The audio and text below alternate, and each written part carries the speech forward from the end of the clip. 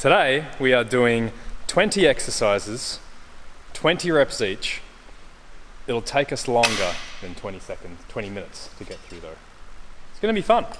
It's going to be lots of fun. Are you excited, Sharelle? So excited. So excited. All right, let's go.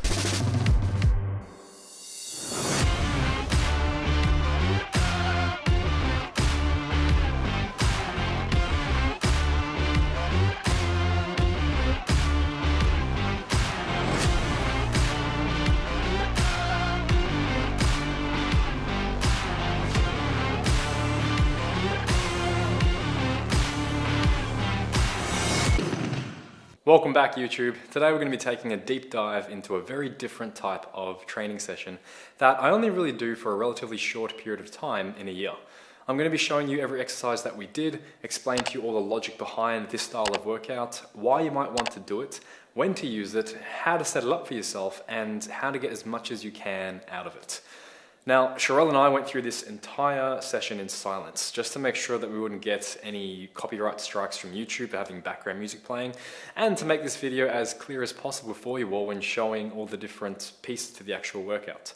I personally don't mind training in absolute silence. I mean, in the past, I would even put on noise-cancelling headphones with nothing playing, just to create even more silence. I don't know if that makes me weird or not. Anyway, let's get stuck into things.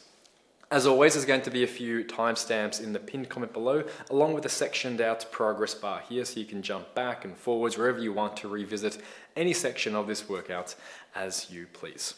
So as I said at the start of the video, we're doing 20 exercises for 20 reps per exercise, all performed as a giant set, back to back with no breaks for one round only. So let's take a look at the first exercise we use to kick things off, and then I'll give you guys more of a breakdown as to what's going on in this workout. Oh, fuck. I made a huge mistake.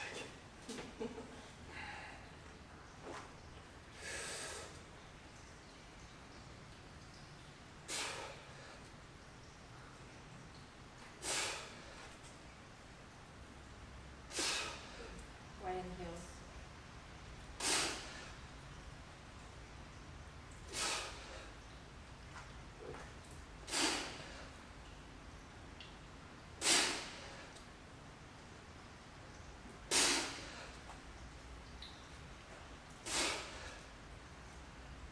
Halfway.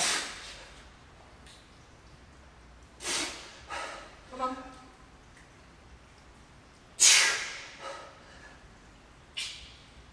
And down. Come on. Come on. 14. And again. Come on, 6 more. And again. Come on. Come on, 3 more. Last 2. Push back, push back. Okay, 2 more. Last 2. And again. Go. Last one. Drive up, drive up, drive up.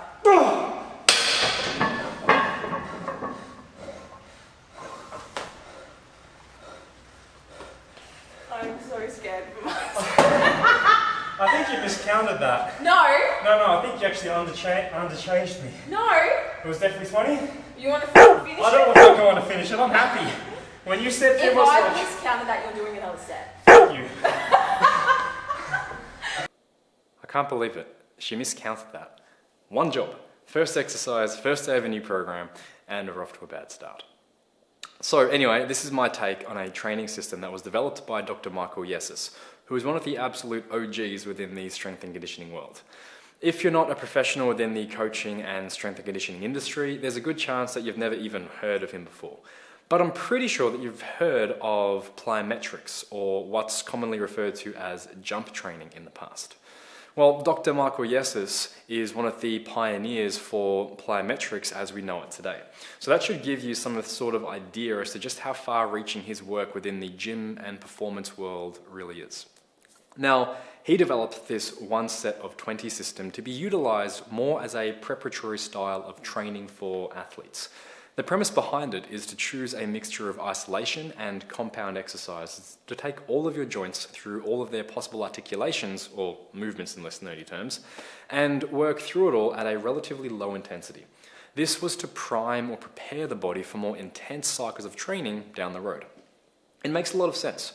Before going into something more explosive like plyometric training, or maybe more pure strength work like heavy triples or doubles, or even going through some of your more basic muscle building work like a hard set of 6 to 8 reps, it's probably a good idea to make sure that you have a degree of control and coordination over every single joint and muscle, and that all your muscles can perform for a decent amount of time, as 20 reps is really going to start testing your overall muscular endurance.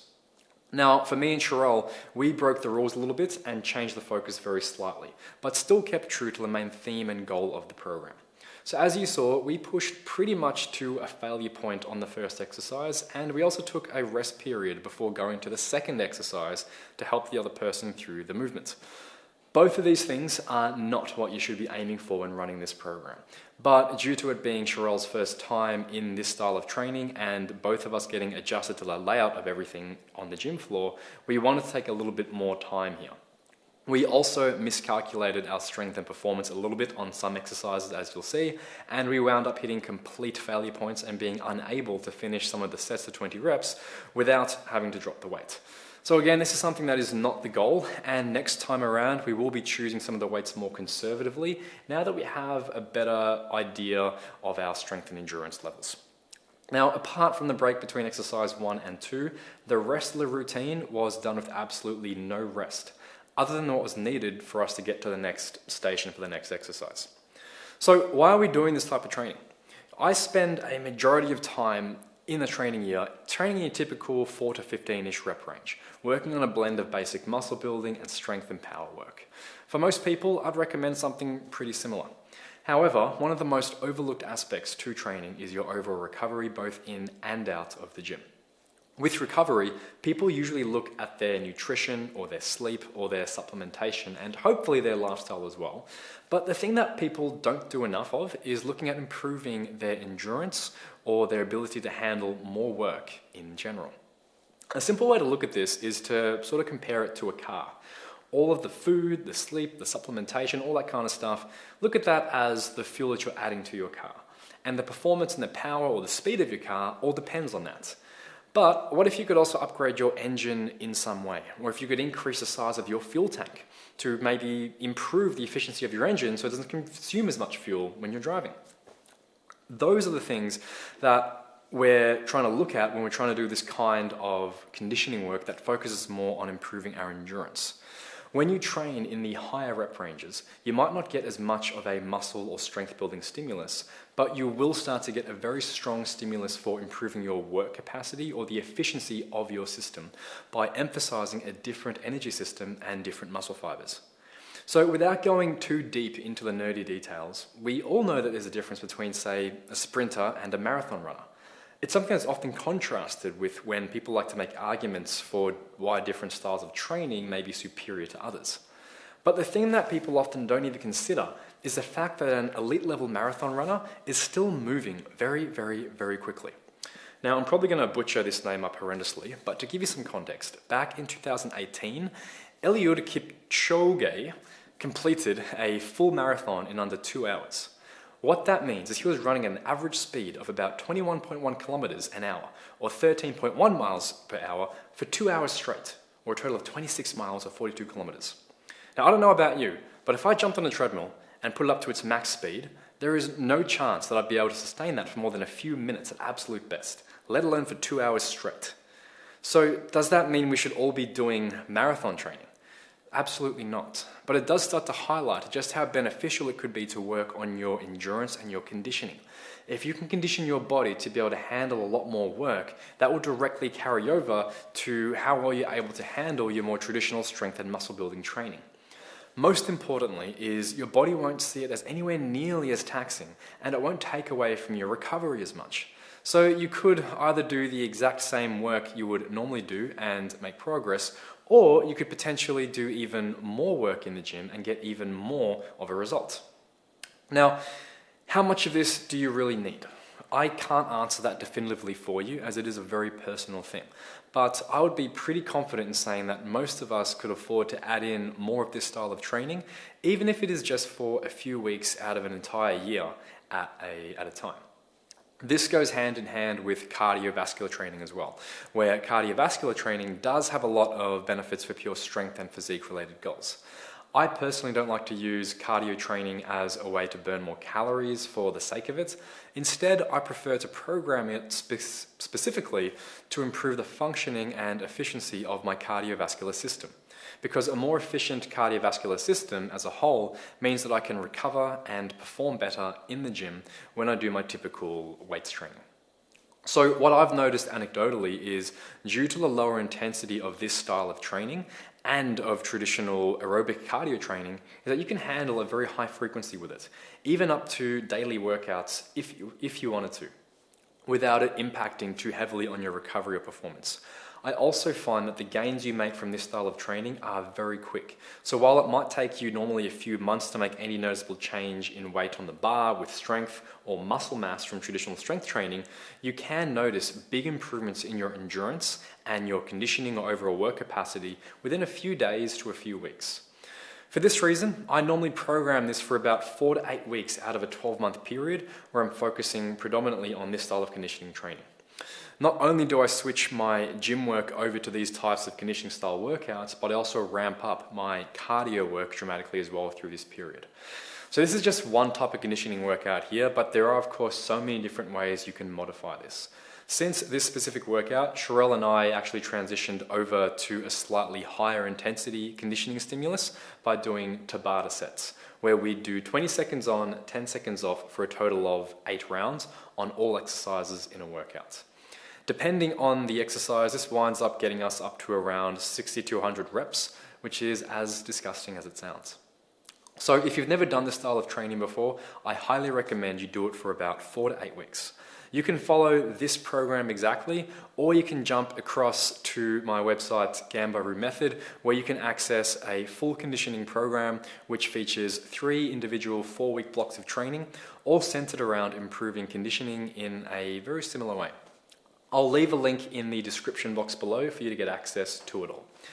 So the big thing to keep in mind with this type of training is to make sure that you're consuming plenty of carbohydrates, because this style of training is very demanding on carbohydrates as a fuel source. And if you're having a low carb diet or a ketogenic diet, you'll run out of steam well before you're able to push your body to any meaningful threshold of intensity that would reap the benefits. And you'll probably risk losing muscle mass through this cycle of training. On that though, there really isn't any reason why you shouldn't be able to maintain or even gain muscle through a period of training like this. Even though that's not the primary goal, most of the research now points towards the fact that you can still get a strong muscle building effect from doing higher reps, provided that they're all taken close-ish to a failure point. Now, in terms of choosing the exercises, you don't have to choose all the exercises that we do. You can feel free to substitute in bodyweight exercises or other machines or dumbbell or cable-based exercises based on what you have available.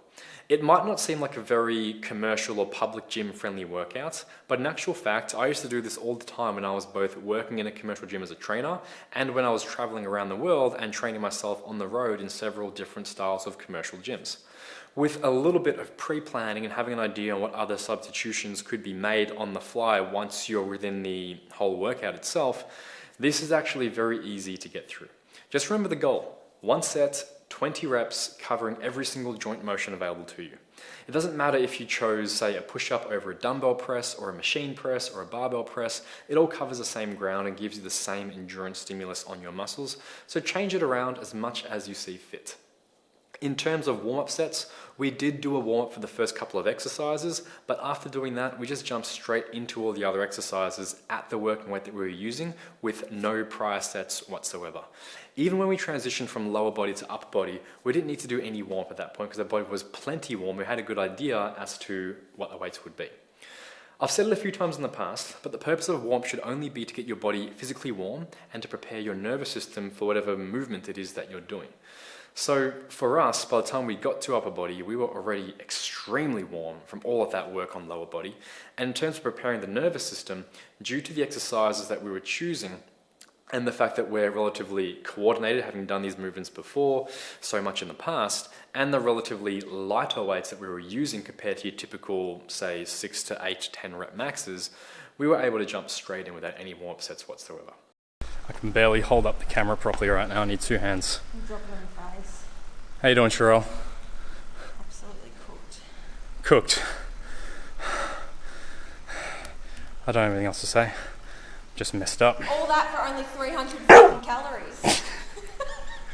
It's not the calorie burn that we do it for, Sharelle. It's not going to focus in on you. It's weird. Focus over here. It's just not focusing. Good. It's just not focusing. That's just my actual, the way I look. All right, yeah, this is just you now. Here we go. Coming close. Oh. How you doing? I'm okay. Yeah, you look a bit fresh. What did your heart rate get to? 141's average, but it got to Awesome. 176. Yeah, you look quite pale. I feel sick. I mean, just in I general. feel nauseated. Maybe it's just I was ready to stop after the hip thrusts, really. I was just done by that point. Did you hear me scream on that? I think the neighbours heard you scream on that. Oh. How many days are we doing this for? We're going to do it 3 days. So Monday, Wednesday, Friday, that's it. I mean, you could do it every day. So the goal is you're meant to do it, and you're meant to actually leave a few reps in reserve the first time you do it. And then the next... Thanks for telling us that after the session. And then you do the same exercises every single training day and try to increase the reps. When you can hit 24 reps on all exercises, also on an exercise, increase the weight and start again. But yeah, we've probably got to go backwards a little bit because we nearly died on most exercises. I was going to say, are you going to reduce the load Yeah, well, on your hip thrust? hip thrusts I'll have to, pull downs I'll have to, rows I'll have to, everything except for pendulum squat I'll Yeah. No, it's mainly those big ones. That's all right though. That's all right. Anyway, you guys have a fantastic day. Hope you enjoyed today's video. Anything to say to people? No, just a wave? SOS. SOS, SOS. See you later, guys.